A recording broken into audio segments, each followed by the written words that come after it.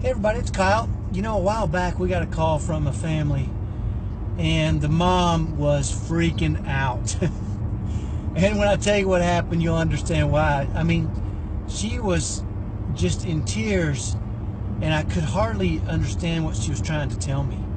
And she was freaking out. She was, I don't even know how to describe it, but all I do know is this.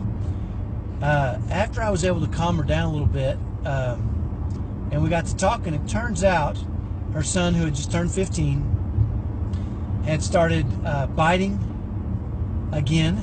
Hadn't done that since he was 3 or 4, and attempting to headbutt other kids in the while he was in the special services class he was in. And the school had basically kicked him out and said if he does that, he's no longer allowed here. Well, as you can probably imagine, that's first of all devastating, because now he doesn't get any services. There's no school for him to go to. He's been kicked out, and you know, he's going to be with her all day long every day unless she can figure it out. So obviously she was in tremendous peril. And you know, when I first got it out of her what had happened, it reminded me of my own son. And I'm laughing because he had pulled the same stuff. And so, you know, Julie was just, well, she was in peril. And after a few minutes of really trying to calm her down, I said, you know what? This is fantastic. Because now we're going to fix and solve that behavior, you and I and he and the rest of your family. And we're going to show them and give them a map to how to keep him from doing that at the school where he's at. And it was almost a shocking thing for her to hear.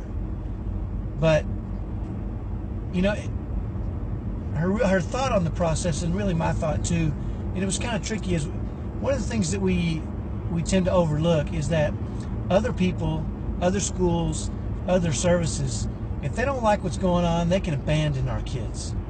They can just say, no longer allowed, and kick them out. We as parents, we can't do that. We don't have that ability to just boot them out, kick them out, just leave them for somebody else to manage.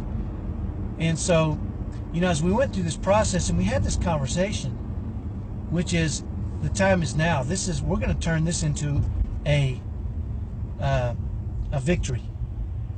And that was the day that Julie and I and her husband went to work and really started to develop and create some strategies for them, and wrote some contracts even, and did a few things that we do as insiders that allowed her to move him back. Within a couple of days, she started seeing a dramatic change, and within 10 days, she had him back in school and had solved that issue. Now, you might be thinking, well, that sounds great, but my child is different. And I understand every child is different, but we all have principle-based things we can do, and we can set new patterns for these kids that allow them to have success and allow them to understand, you know, our belief is that we don't know what some of these kids' potential is, but our belief has always been and always will be that we're going to help them fulfill their whatever potential they have is. We're going to help them fulfill it to its fullest, number one. And number two, they can learn. And we're going to do everything we can. Some of them have difficulty with that. We're going to do everything we can to teach them how to manage themselves in a way that allows them to be more productive citizens and get friends and learn and grow and go beyond some of these behaviors and reacting in certain ways that get them in trouble. So I want you to know, just like Julie does now, that when others abandon our kids and we can't, that's the time for us to get serious and really start to implement principles and strategies that will allow them to be productive as possible. Now, I don't want you to get me wrong. I can't stop every behavior from every child. That's not what I'm saying. And if you think there's some sort of a magic bullet or a magic pill we can give that'll solve these issues forever, you're barking up the wrong tree. But with hard work and understanding some of the things, some of the principle-based things that we do in a spirit of love, you can really help these kids get beyond some of those behaviors that hold them back and don't allow them to reach their full potential. That's what we want. That's what we want for your kids. That's what we want for all these kids. And I know that's what you want for your kid.